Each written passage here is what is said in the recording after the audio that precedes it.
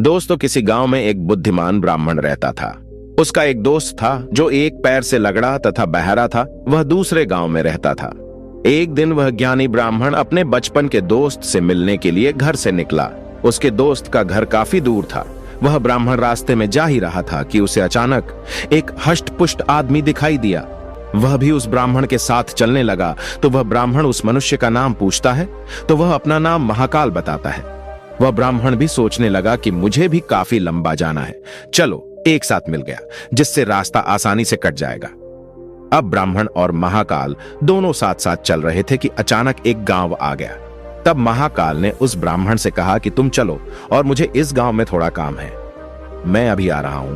थोड़ी ही देर में उसी गांव में एक भैंस ने एक आदमी को लात मार दी। थोड़ी ही देर में महाकाल उस ब्राह्मण के पास आ गया और बोला कि चलो। फिर वह ब्राह्मण उस महाकाल के साथ चलने लगा। थोड़ी दूर जाने पर फिर एक गांव आया तो महाकाल उस ब्राह्मण से बोला कि मुझे इस गांव में थोड़ा काम है, मैं अभी आ रहा हूं। थोड़ी ही देर में उस गांव में आग लग गई।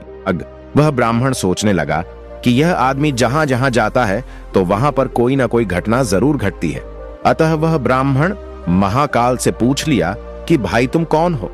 ब्राह्मण की बात सुनकर महाकाल बोला कि मैं यमदूत हूं, मनुष्यों के प्राण हरण करना मेरा काम है। उसके बाद ब्राह्मण महाकाल से पूछा कि तुम यमदूत हो तो ये बताओ कि अगली मृत्यु किसकी होने वाली है। तब महाकाल ने कहा कि अगली मृत्यु तुम्हारे उसी मित्र की होने वाली है जिससे तुम मिलने के लिए जा रहे हो। वह ब्राह्मण सोचने लगा, यदि ऐसी बात है तो मैं अपने मित्र से मिलने नहीं जाऊंगा। महाकाल ने ब्राह्मण से कहा कि तुम जो सोच रहे हो ऐसा कुछ भी नहीं होगा, होनी अटल है इसलिए होकर रहेगी। थोड़ी देर में उस ब्राह्मण ने देखा कि उसका मित्र उससे मिलने के लिए बड़ी तेजी से चला आ रहा है। जैसे ही उसका मित्र उस ब्राह्मण के पास पहुंचता है, हृदयाघात होने के कारण उसकी मृत्यु हो जाती है। इससे उस ब्राह्मण को बड़ा पछतावा होता है। वह ब्राह्मण उस महाकाल से पूछता है, अच्छा ये बताओ कि मेरी मृत्यु कब और कैसे होगी। तब महाकाल ने कहा कि तुम्हारी मृत्यु ठीक 6 महीने के बाद दूसरे राज्य में फांसी लगने से होगी। वह ब्राह्मण फिर अपने घर गया और सीधे अपने राज्य के राजा के पास गया और ब्राह्मण ने राजा से सारी बात बता दी। तब राजा ने राज्य सभा में यह प्रश्न सबके सामने रखा। तब उस राज्य सभा में यह फैसला लिया गया कि यदि ऐसी बात है तो वह ब्राह्मण इसी राजमहल में 6 महीने तक रहेगा। राजा ने ब्राह्मण के लिए राजमहल में ही व्यवस्था करवा दी। धीरे धीरे समय व्यतीत हो रहा था। उस ब्राह्मण को नींद में चलने की बीमारी थी और यह बात उस ब्राह्मण को नहीं मालूम थी।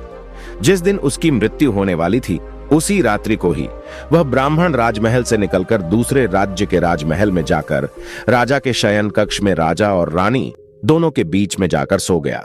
सुबह जब राजा उठा तो उस ब्राह्मण को अपने शयन कक्ष में देखकर बहुत क्रोधित हुआ और उस ब्राह्मण को फांसी की सजा सुना दी।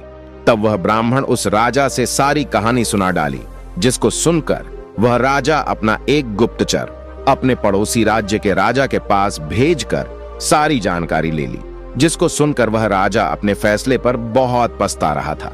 लेकिन उस राज्य का एक नियम था कि एक बार राजा जो सजा सुना दे फिर चाहकर भी उसे नहीं बदल सकता। राजा ने एक राजसभा लगाई और इसका उपाय पूछा। तब उस राजसभा में यह फैसला लिया गया कि एक पतले धागे का फंदा बनाकर आप ब्राह्मण को पहनाकर अपना वचन पूरा कर लीजिए। फंदा पतला होने के कारण ब्राह्मण की मृत्यु भी नहीं होगी और आपके फैसले की लाज भी बच जाएगी। तब एक पतले पतले धागे से फांसी का फंदा बनाया गया और उसके अगले दिन ब्राह्मण के गले में डाल दिया गया और फंदे को खींच दिया गया। सभी ने यह सोचा था कि ब्राह्मण को कुछ नहीं होगा, लेकिन उस पतले धागे की वजह से उस ब्राह्मण का गला कट गया और खून तेजी से निकलने लगा।